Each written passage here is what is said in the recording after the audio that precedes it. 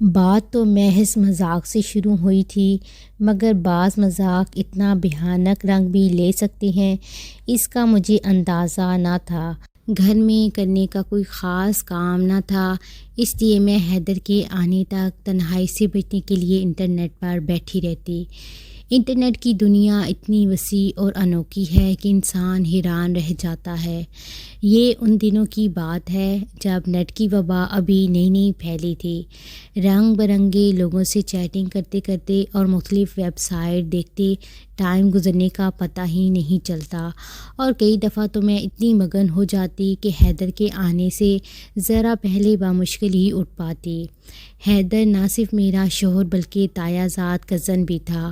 گو ہماری love marriage تو نہ تھی، مگر کزن ہونے کے ناطے ٹھیک ٹھاک دوستی اور انڈرسٹینڈنگ تھی، بلکہ منگنے کے بعد تو یوں ہی لگتا تھا کہ یہ ارینج میرج نہیں بلکہ لو میرج ہے۔ میری شادی کو ابھی 3 ماہ ہی ہوئے تھے۔ خاندان میں رواج تھا کہ لڑکا شادی کے فوراً بعد ہی الگ گھر میں رہے۔ اس وجہ سے حیدر شادی سے پہلے گھر لے چکا تھا جس میں ہم دونوں اکیلے رہتے تھے۔ مجھے اکیلے رہنے کی عادت نہ تھی، اس لیے اس اکیلے پن سے بچنے کے لیے میں حیدر کے آنے تک نیٹ کی دنیا میں کھوئی رہتی۔ کچھ عرصے بعد میری کئی ایک مردوں سے دوستی ہو گئی، جن میں زیادہ تر تعداد شادی شدہ مردوں کی تھی۔ دراصل غیر شادی شدہ مرد حضرات کے جذبات ہر وقت آپے سے باہر رہتے ہیں، جس کی وجہ سے بعض اوقات وہ بیہودگی پر اتر آتے ہیں۔ اس کے برعکس شادی شدہ مرد اپنی شادی کا سرٹیفکیٹ ساتھ لے کر گھومتا ہے، اور خواہ کوئی بھی قدم بڑھائے اپنے آپ کو محفوظ ہی سمجھتا ہے۔ بہرحال جب بھی میں نیٹ پر بیٹھتی کوئی نہ کوئی موجود ہوتا۔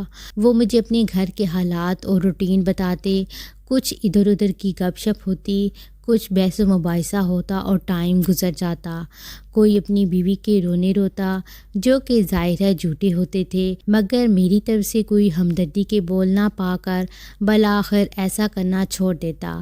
ظاہر ہے میں بھی ایک بیوی تھی اور شادی شدہ بیویوں کی وکالت کرنا خوب جانتی تھی، اس لیے ہر مرد کافی ہاتھ پاؤں مار کر آخرکار ہتھیار ڈال دیتا اور جھوٹی ہمدردی وصول کرنے کی تگ و دو چھوڑ کر نارمل ہو جاتا۔ نیٹ پر کلوز فرینڈ منتخب کرنے میں بڑی احتیاط سے کام لیتی تھی۔ ڈفر قسم کے مرد حضرات سے مجھے نفرت تھی، جو جاہلوں کی طرح عورتوں کی تعریف کرنے اور لنگوروں کی طرح ان کے پیچھے پڑ جانے کے علاوہ اور کچھ نہیں جانتے۔ میرے تمام نیٹ فرینڈ پڑھے لکھے اور ذہین لوگ تھے، جو ہاں میں ہاں نہیں ملاتے تھے، بلکہ اپنے نظریات میں پکے اور ڈٹ جانے والے تھے۔ وہ الگ بات ہے کہ آخر اپنے دلائل سے انہیں پچھاڑنے میں کامیاب میں ہی ہوتی تھی، لیکن اس طرح مجھے اس دنیا میں بسنے والے بے شمار لوگوں کی ذہنیت، نفسیات اور فطرت سے واقفیت ہو گئی، جو کہ نیٹ کے بغیر ناممکن تھی۔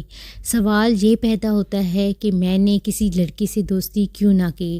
دراصل لڑکیاں خود ہی نہیں چاہتی تھیں کہ وہ لڑکی سے دوستی کریں۔ میری کسی لڑکی سے بات ہوتی بھی تو 2 دن کے بعد وہ کہیں غائب ہو جاتی۔ بہرحال چیٹنگ کے نشے نے چاروں طرف سے مجھے گھیرے میں لے رکھا تھا، مگر ہماری ہونے والی گفتگو محض ٹائم پاس یا وقت کا ضیاع نہیں تھا، کم از کم میرے لیے تو بالکل نہیں تھا، بلکہ مجھے مردوں کی نفسیات کو قریب سے جاننے کا موقع ملا تھا۔ عورت ساری عمر باپ، شوہر اور بھائی کے گرد گھومتی رہتی ہے، مگر اس کا باپ، شوہر یا بھائی دوسری عورتوں کے ساتھ کیسا ہے، یہ سب میں بڑی اچھی طرح جان پائی تھی۔ میرے تمام معاملات حیدر کے ساتھ بڑے شفاف تھے، مجھے اس سے چوری کچھ بھی کرنے کی عادت نہیں تھی۔ یہی وجہ ہے کہ میرے تمام نیٹ کلوز فرینڈ سے وہ بھی واقف تھا۔ وہ جانتا تھا کہ جاپان میں رہنے والا وسیم آئیڈیا کمپنی میں جاب کرتا ہے، APL شپنگ لائن کا ریجنل مینیجر امتیاز دبئی میں رہتا ہے، ناصر کی کراچی میں ٹیکسٹائل مل ہے، وغیرہ وغیرہ۔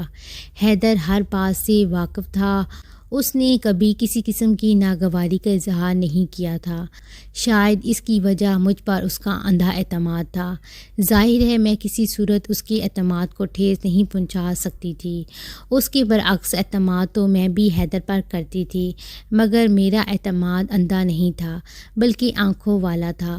بہت کم عورتیں ایسی ہوتی ہیں جو شک کے جراثیم سے پاک ہوں، جبکہ مرد عام طور پر وسیع نظر ہوتا ہے، یا وہ شک نہیں کرتا، اور اگر کرتا تو نفسیاتی مرض کی حد تک کرتا ہے۔ پھر اچانک بڑی عجیب بات ہوئی، ایک ایسی بات جو میں حیدر کو نہیں بتا سکتی تھی۔ اس کا نام رامز تھا، وہ میرے سب سے پرانے اور بہترین دوستوں میں سے ایک تھا۔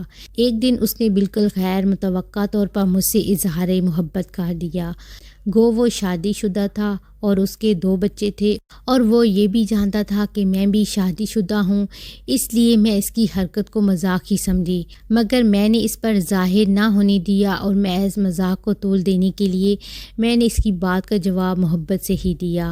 آدھے پونے گھنٹے ایسی بے وقوفانہ بلکہ بچکانہ بات چلی اور پھر ہنسی میں اڑ گئی، لیکن میرے ذہن میں ایک آئیڈیا چھوڑ گئی۔ گو ایک شادی شدہ مرد کا اظہار محبت بے شک مذاق میں ہی تھا، مگر مجھے معیوب لگا تھا۔ میں نے سوچا کیوں نہ اپنی شادی شدہ مرد کو چیک کیا جائے کہ وہ کتنا پانی میں ہے۔ یوں تو جب کبھی حیدر اپنے آفس سے نیٹ پر آن لائن ہوتا تھا ہماری گپ شپ ہوتی رہتی تھی، مگر اس مقصد کے لیے میں نے اپنا آئی ڈی سیمی غزل کے نام سے بنایا۔ یقیناً یہ نام کافی شاعرانہ اور رومانوی تھا۔ کچھ عرصہ آف لائن پیغام بھیجنے کے بعد اس نے مجھے ایڈ کر لیا۔ یقیناً یہ نام کافی شاعرانہ اور رومانوی تھا۔ کچھ عرصہ آف لائن پیغام بھیجنے کے بعد اس نے مجھے ایڈ کر لیا۔ اب میرا شوہر میرے سامنے ایک بالکل نئے اور مختلف روپ میں تھا۔ وہ روپ مختلف کیوں تھا، اس کا اندازہ اس بات سے لگایا جا سکتا ہے کہ جب میں نے حیدر سے سوال کیا کہ کیا تمہاری شادی ہوئی ہے، اس کا جواب تھا نہیں۔ منگنی؟ نہیں۔ کسی سے محبت کرتے ہو؟ ہاں۔ کس سے؟ اپنی ماں سے۔ بہرحال ہماری بات چیت چلتی رہی۔ اس نے کبھی بہت رومانوی ہونے کی کوشش نہ کی، مگر پتہ نہیں اس نے اپنے آپ کو غیر شادی شدہ کیوں ظاہر کیا تھا۔ شاید اس لیے کہ سیمی غزل بھی غیر شادی شدہ اور اسٹوڈنٹ تھی۔ ان دنوں میسنجرز پر ایک ہی وقت میں 2 آئی ڈیز کے ساتھ آن لائن ہونے کی سہولت موجود تھی، جس کا زیادہ تر لوگوں کو پتہ نہیں تھا۔ اس لیے حیدر کو شک بھی نہ گزرا کہ سیمی غزل میں ہوں۔ وہ جب بھی آن لائن ہوتا بیک وقت مجھ سے اور سیمی غزل، جو کہ میں ہی تھی، سے چیٹنگ کرتا رہتا۔ پھر ایک دن بڑی دلچسپ صورتحال ہوئی۔ ایسا تو عام طور پر ہوتا ہے کہ کسی کا میسج کسی دوسرے کو چلا جائے۔ حیدر نے مجھ سے پوچھا کہ کیا پکایا ہے۔ اس وقت سیمی غزل والی ونڈو پر میری اور حیدر کی کسی بات پر گرما گرم بحث چل رہی تھی۔ میں نے انجانے میں سیمی والی ونڈو پر نہاری ٹائپ کر دیا اور یوں میرا پول کھل گیا۔ وہ کافی دلچسپ صورتحال تھی۔ بعد میں مجھے پچھتاوا ہوا کہ اتنی سی غلطی سے بنا بنایا کھیل بگڑ گیا۔ اب میں لاکھ نئے آئی ڈی بنا لیتی، مگر حیدر چکنا ہو چکا تھا۔ کافی سوچ بچار کے بعد مجھے ایک نیا کھیل سوجا۔ انسان کا فارغ ذہن اکثر الٹے سیدھے کھیل ہی سوچتا ہے۔ میرے فارغ ذہن میں بھی شیطان گھسا بیٹھا تھا۔ اب کی بار میں نے چیٹنگ کی بجائے ای میل کا سہارا لیا، اور اس مقصد کے لیے میں نے ای میل کی بجائے جی میل کا انتخاب کیا، اور یہو یا MSN کی بجائے ایک نئی سائٹ ICQ کو اپنے کمپیوٹر میں انسٹال کیا، کیونکہ حیدر جانتا تھا کہ میرے پاس صرف 2 میسنجرز ہیں۔ اسے شک نہیں پڑ سکتا تھا۔ اب کی بار میں نے اسے دقیق انگریزی میں بڑی رومانوی ای میل لکھی اور اس کے آفس کے ایڈریس پر بھیجی۔ وہ ایک میلز کے بعد اس کا جواب آیا۔ وہ یہ جاننے کے لیے بے چین تھا کہ میں کون ہوں جو اس کے آفس ایڈریس پر میل کر رہی ہوں۔ وہ تمام باتیں جو چیٹنگ میں پوچھی جاتی ہیں میں بذریعہ میل اس سے پوچھتی اور وہ مجھے جواب دیتا۔ جب وہ مجھے چیٹنگ کے لیے کہتا تو میرا سوال ہوتا کہ آیا اس کے پاس ICQ ہے؟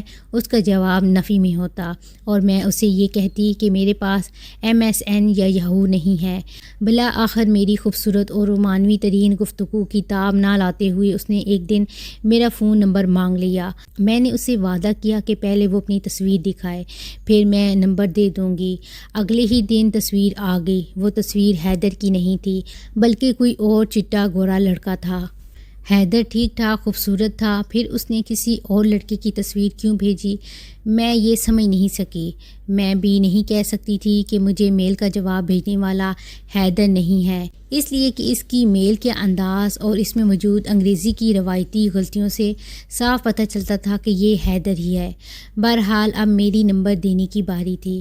مذاق مذاق میں شروع ہوئی بات کافی آگے نکل چکی تھی۔ یہاں میرے شیطانی ذہن نے ایک اور حل نکالا۔ ہما میری کلاس فیلو ہوا کرتی تھی اور آج کل ایک ہوائی کمپنی میں ٹکٹنگ کا کام کر رہی تھی۔ گو وہ میری دوست نہیں تھی، لیکن تھوڑی بہت سلام دعا تھی۔ میں نے اسے ساری صورتحال بتائی اور اسے التجا کی کہ محض اپنے سچے ہونے کا یقین دلانے کے لیے ایک بار حیدر سے بات کر لے، تاکہ اسے یقین ہو جائے کہ جی میل کرنے والی اس کی بیوی نہیں ہے۔ وہ فوراً تیار ہو گئی۔ میں نے اس کا نمبر حیدر کو دے دیا۔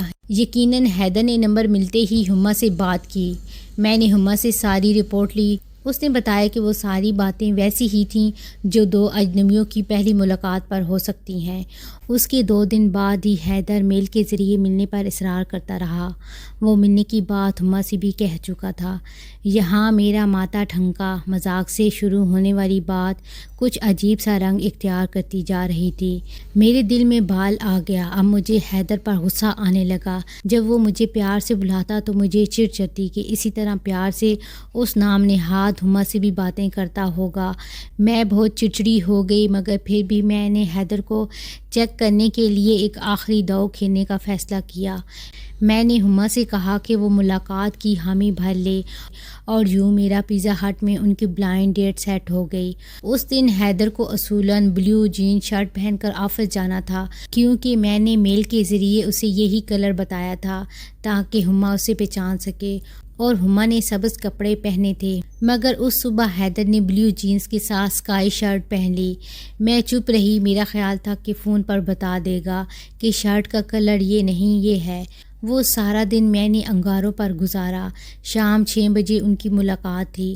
تقریباً 7 بجے میں نے ہما کے موبائل پر فون کیا تو اس نے کاٹ دیا۔ اس کا مطلب تھا کہ وہ ابھی تک ملاقات فرما رہے تھے۔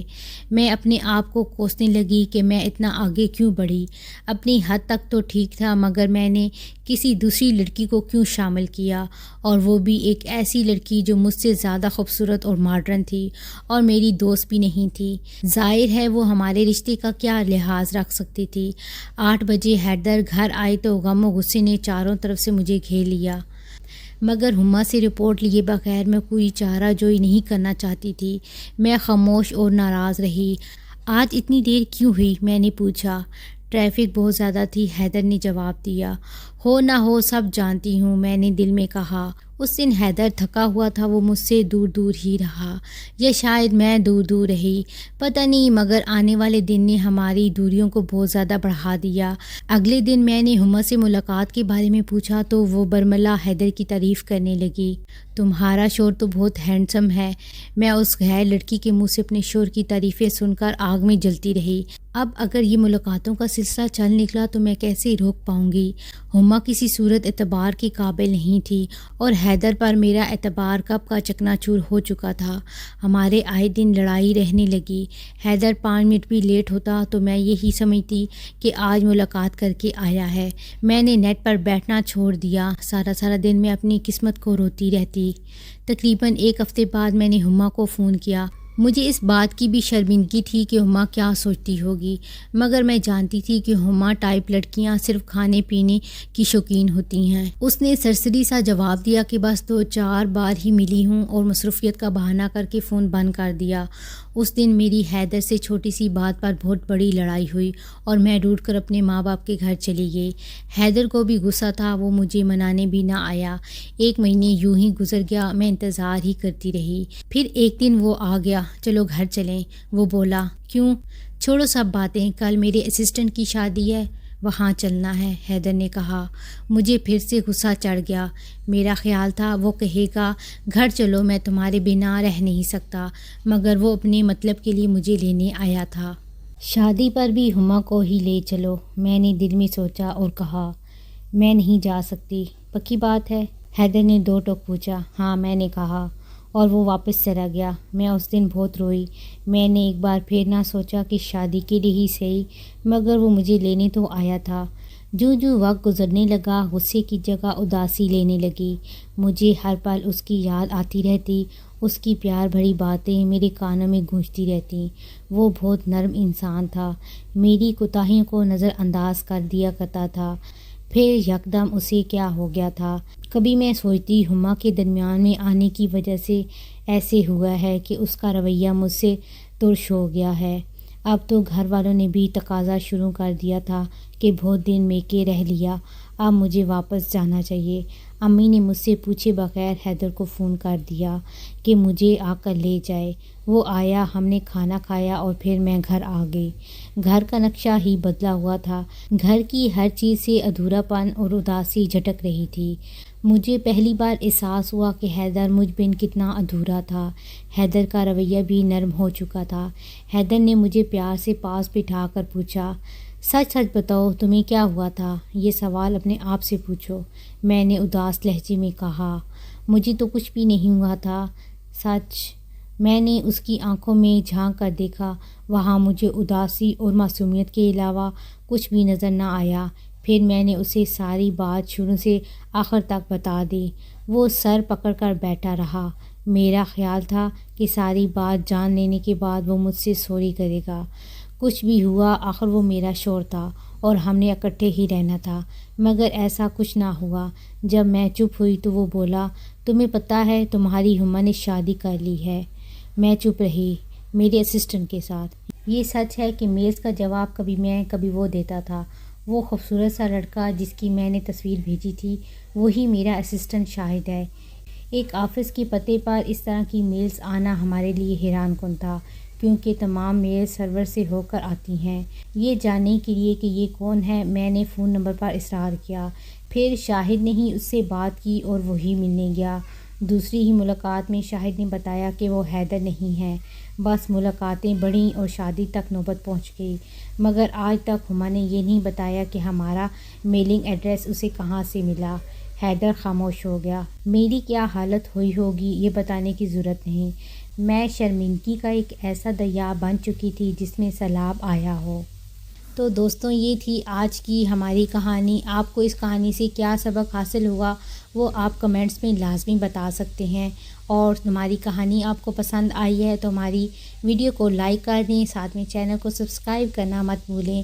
نیکسٹ اچھی سی ویڈیو کے لیے مجھے اجازت دیں اور دعاؤں میں یاد رکھیں۔ اللہ حافظ۔